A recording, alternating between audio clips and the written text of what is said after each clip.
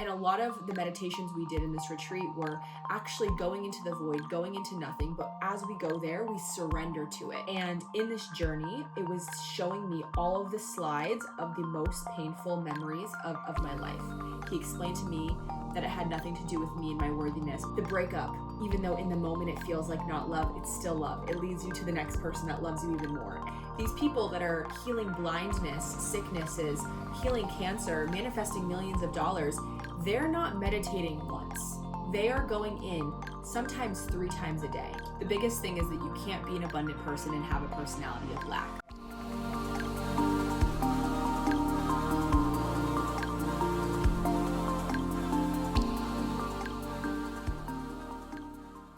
Hello, Earth Angels, and welcome back to another episode of Alignment Academy. If you're new here, welcome, welcome, welcome. My name is Kristen, and I am the host.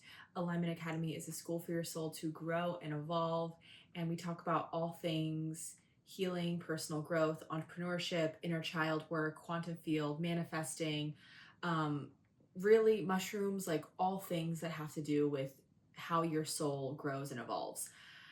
I have a special episode for you, a very requested episode for you. As you guys know, I am a Joe Dispenza girl through and through. Joe Dispenza has changed my entire life.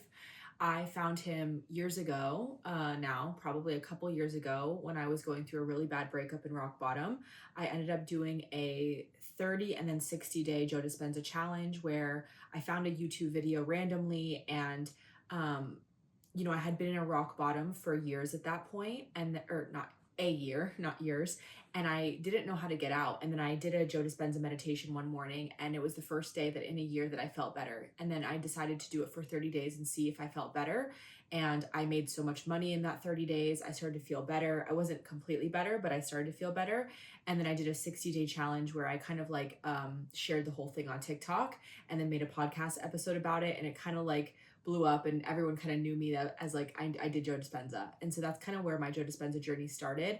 After I did the 60-day challenge, I decided to go to a week-long retreat. And then since then I've been to 4 retreats, and I keep going back because my life just keeps getting better and better every single time I do. Truly, like every time I go, I manifest huge things like moves, money, relationship, stuff like that. So I'm hooked. I'm hooked. And if you want to even, listen to the 60-day challenge, I'll have it linked here below. And you can start your own Joe Dispenza 60-day challenge journey if you'd like.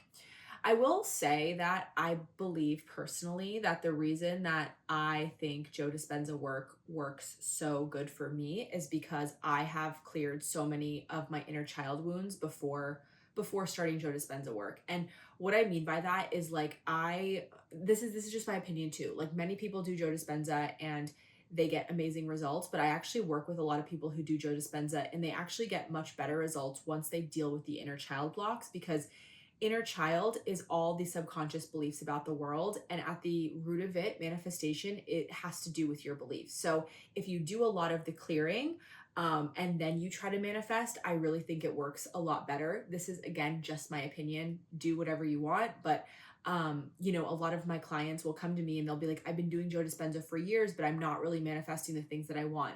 And then we work on the inner child blocks that are kind of like in the way. And then it's like, boom, boom, boom. They just like place their attention on it and it manifests. And I truly believe that that's how Joe Dispenza works for me too. Like the shit that I've manifested with Joe Dispenza work is truly insane. I've probably manifested hundreds of thousands of dollars with his work. I had my first 30K, my first 40K month with his work. I've healed my lack mindset with his work. I manifested a beachfront apartment with his work. I've manifested friends groups. And I'm actually going to go ahead and just say it on this. I'm pretty sure I manifested my dream relationship, but that is going to be a completely new episode for another time.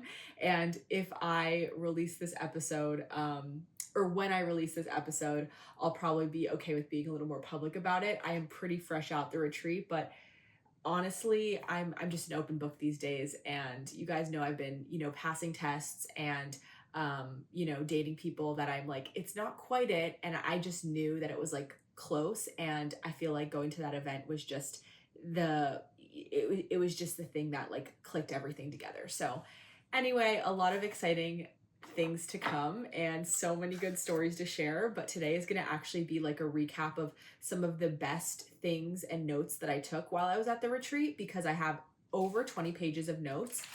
You have a lot of lectures at Joe Dispenza retreats. You have, probably at least 4 hours of lectures a day. And so there's a lot of moments where you can take notes. And obviously, I don't have time to go through them all, but I thought we would just go through some of them together and I'll give you some high level stuff. I find that you guys like when I just like share what I learned. So that's what we'll do.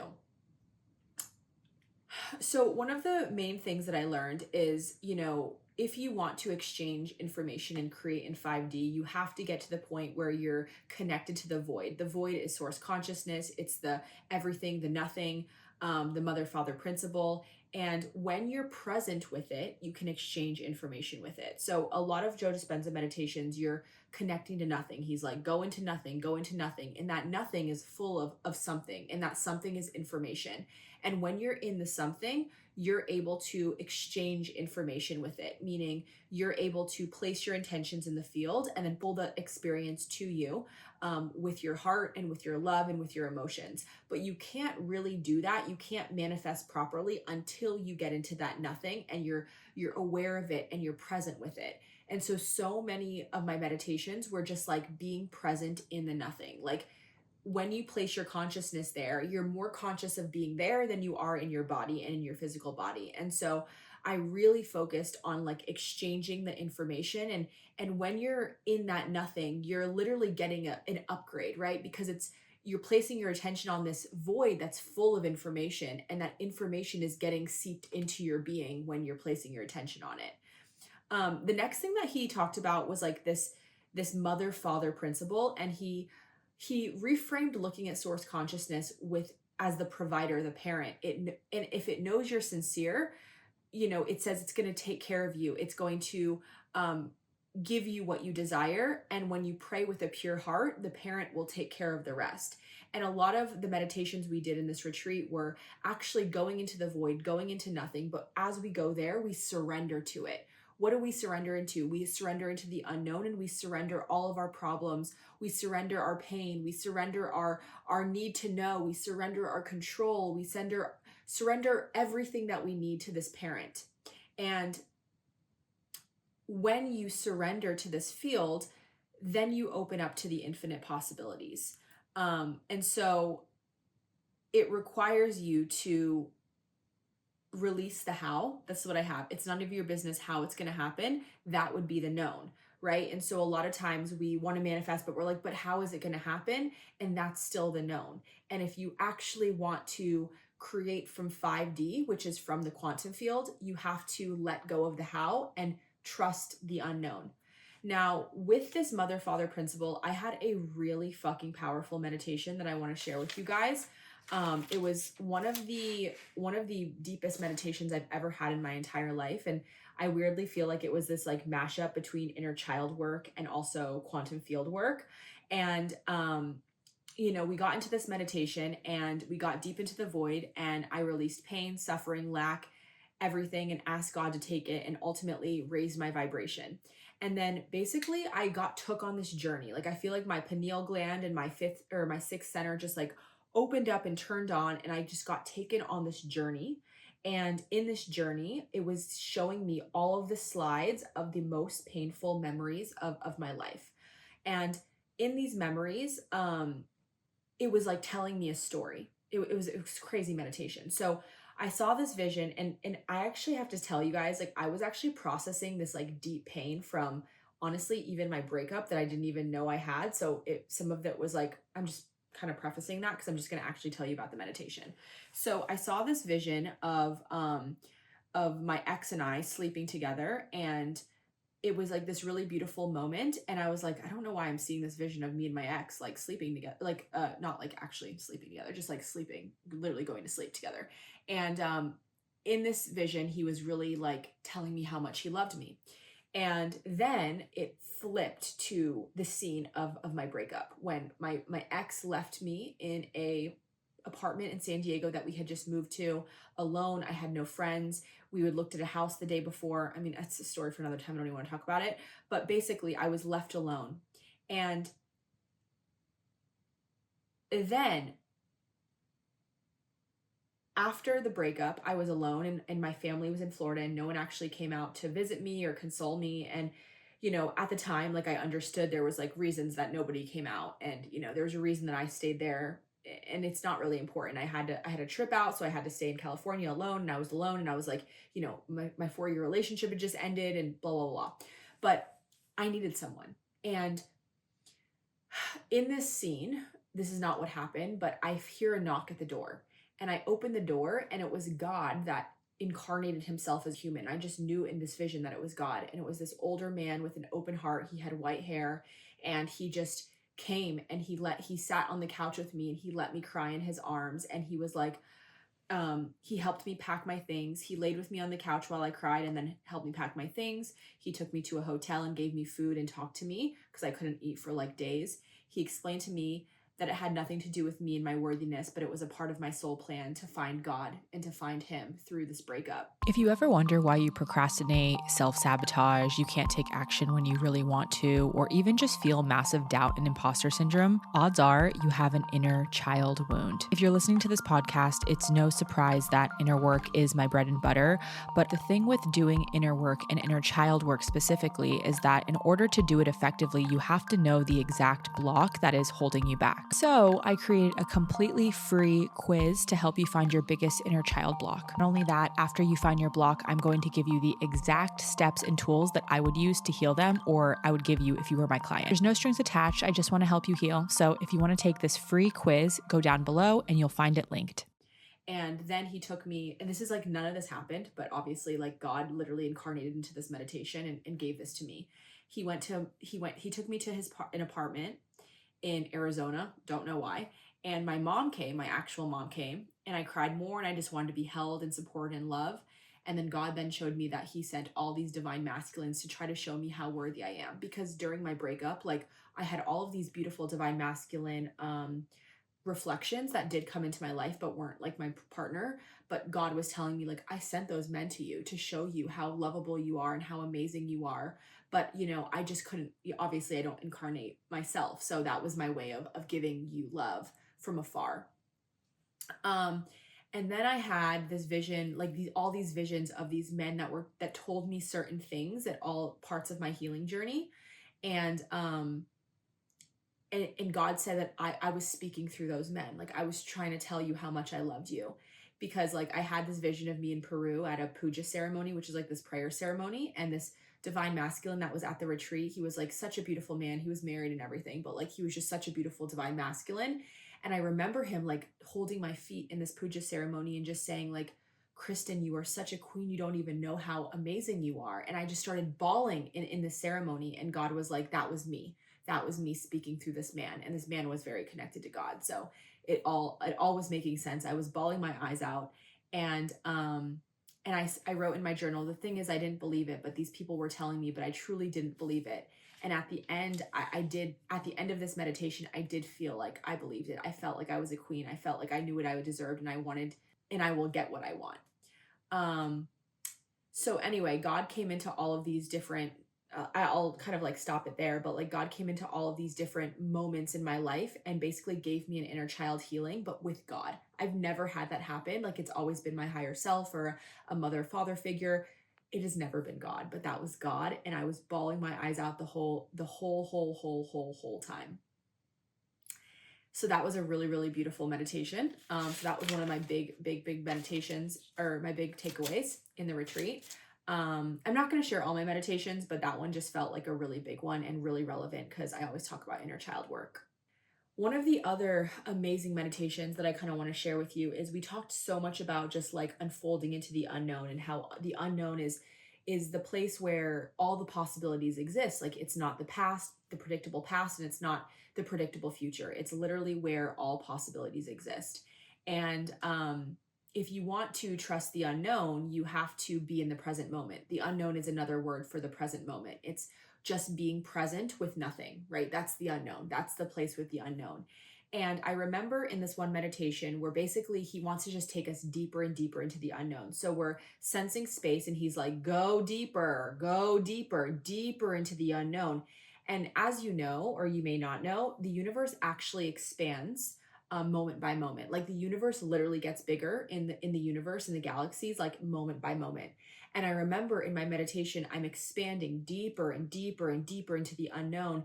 And I remember God came to me, and it was like just speaking through me. And it was like, I was watching it unfold and create nothing, like something from nothing, space. And God said to me, um, see, even I have to expand into the unknown, but I'm not scared of expanding because it's all love, because I am only love. And even though I can't see what's going to happen, I'm not scared. And in that moment, I realized that so many people fear these things that they can't see. They fear so much of the unknown. They fear so much of just, yeah, what they can't see. But it's only love, because God is only love. And anything else is the illusion, right? The breakup, even though in the moment it feels like not love, it's still love. It leads you to the next person that loves you even more, and that's more aligned for you. The job loss, it doesn't seem like love, but it's only love. And so my message to you, I guess, is that like whatever you're going through, it's only love, and you just have to remember that it's all God. And that's really the plot, right? Like the moment you think something isn't God, you've lost the plot.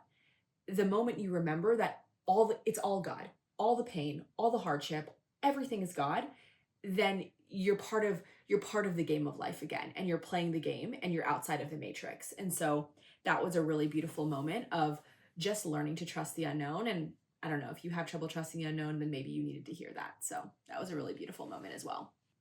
One thing that we talked about too is how the divine always matches our efforts. And sometimes we want to feel the divine, but we're not willing to meet it halfway.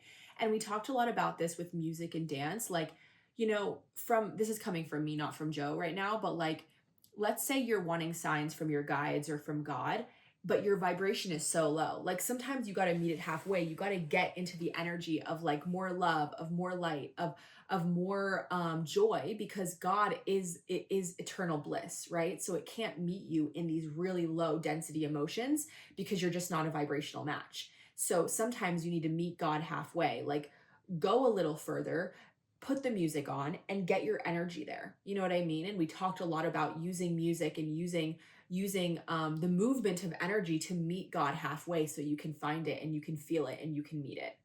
So that was a really nice lesson as well. Now, when we're talking about manifestation, one of the things that I was struggling with in the beginning of the week is that, you have to believe in your future more than when you started your meditation. And I found myself going into my meditations and then like opening my eyes and being like, okay, where is it? Now I believe in it less because I don't see it in 3D. And it was a really big aha moment when I realized I have to believe in my future more. And that's how I know I'm doing my meditation correctly. Like you have to open your eyes and be like, I believe in my future so much more than I do before that meditation. And so for me, that was like releasing the how and doing my meditation to change, and doing my meditation to believe a little bit more. Like that's the note I have. Like, how can I meditate to believe in my future a little bit more than before my meditation? And as soon as I lose that belief in my future, that's when it's time to go in again. And something I really always get reminded of when I go to these Joe Dispenza retreats is, people that go to these, they're very abundant, they're very wealthy, they manifest a lot of things. They put in the time and the effort and the work. I feel like so many people on the spiritual journey are so lazy, to be honest. Like they just expect to do one manifestation, one inner child meditation, one Joe Dispenza meditation, and manifest their dreams. These people that are healing blindness, sicknesses, healing cancer, manifesting millions of dollars, they're not meditating once. They are going in sometimes 3 times a day and believing in their future and doing everything in their power to believe in their future more than they believe in their past, more than they believe in their sickness, more than they believe in their lack. And so like for me, I was like, I have to be committed. I have to be so in love with my manifestation. I have to be so enthralled with the feeling of creating that I never forget that I'm a creator. Energy work has completely changed my life and all of my clients' lives. When you learn how to shift your energy, you can attract more love, money, visibility, success so quickly because this universe is made of energy. I work with the energy from the seventh dimension and it shifts things so quick. So if you're loving this episode and you want to rate the podcast 5 stars, I created a completely free guided energy work to anchor self-love and build confidence. All you have to do to get it is rate the podcast 5 stars, screenshot, go follow Alignment Academy Pod on Instagram, and then send me a picture of your screenshot and I'll send it right over. After you do it, don't forget to DM me and tell me how it goes. Okay, now back to the episode. And that was just one thing that was really prevalent for me, is like, being a creator takes work. You know, it's not a passive process at all. It's a very active process, but that's what you get if you want to have, you know, millions of dollars, your dream relationship, a new home. And you don't want to, you know, you can create that in 3D. It just takes a lot longer. If you want to be a 5D creator, it's going to take more time. It's going to take more effort. And you have to be willing to lay down your old personality and continue to believe in your future and remember. This note says, when you feel like your future already happened, you're not looking for it. If you're looking for something, then you're separate from it. Believing in your future more than anyone else is all of the work. Literal delusional belief is the only thing that matters. And this came from like hearing some of the testimonials of people who were healing cancer and healing this and manifesting millions of dollars. You know, we hear all of these transformation stories while we're at the retreat.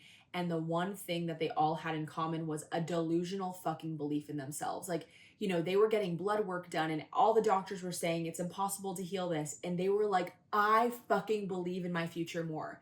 And that's the same with me, is like, sometimes things just don't feel like they're happening for me. And it's like, no, I have to believe in this more than anyone else. Like, that is my work, is to believe in this more than anyone else.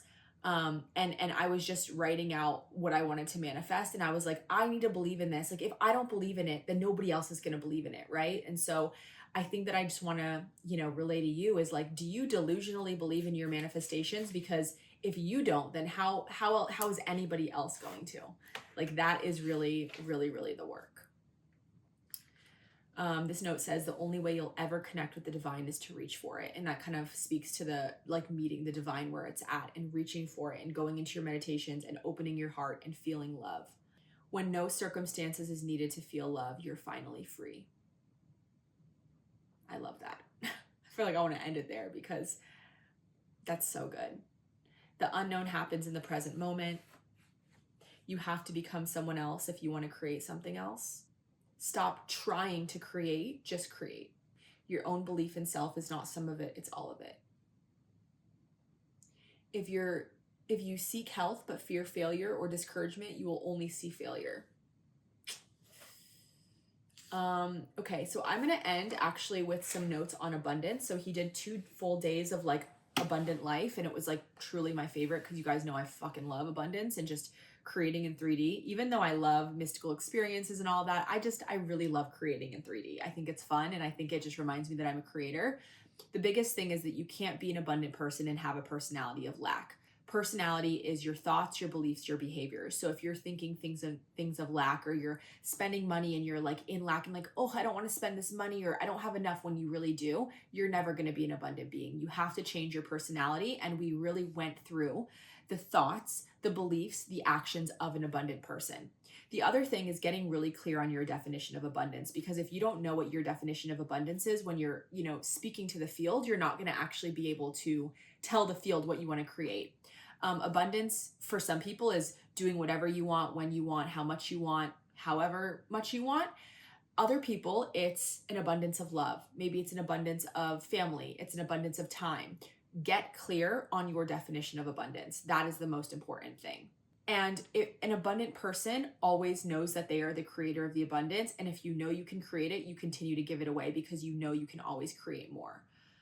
And, you know, we also talked about how abundance is just like one opportunity. It's usually not the money, it's the opportunity that leads to the money, right? And so you can always also tune into the frequency of opportunity. And opportunity feels like what? What's a frequency? A frequency is an emotion, because think about it, like frequency is made up of the emotions that you feel in something. So like, what does an exciting opportunity feel like? Maybe it feels like excitement, it feels like new, it feels like it came out of nowhere. So that's what you would tune into. You would tune into an opportunity coming instead of tuning into just the money, because money is like whatever, like you can always get more money, but what we really want sometimes is opportunities. Opportunities lead to your wealth, opportunities lead to synchronicities, opportunities lead to love, right? So opportunity is what you really want. Money motivation is low vibe. And I'm just reading my notes now. The more clear you are on your definition of abundance, the clearer your signal. The void is pure consciousness, aware of everything, everyone, every place, in every time. And so if it's aware of everything and everyone, it knows the exact situations, the exact people, the exact opportunities it needs to bring you to abundance.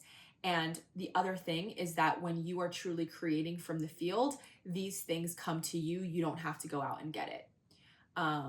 And you have to walk as if it already happened. Don't pray, walk as it already has. Because we were doing a lot of walking meditations, and when we get up and we would practice, walking to our rooms in abundance and being abundance in all moments, you walk as if it's already happened. You don't walk to say, oh, I'm worthy of it now. You walk as it, right? And so that was like a huge thing, is walking as the person that already has that money or that partner or that love. Like, you have to walk as if you already have it, not looking for it, because then you're still separate.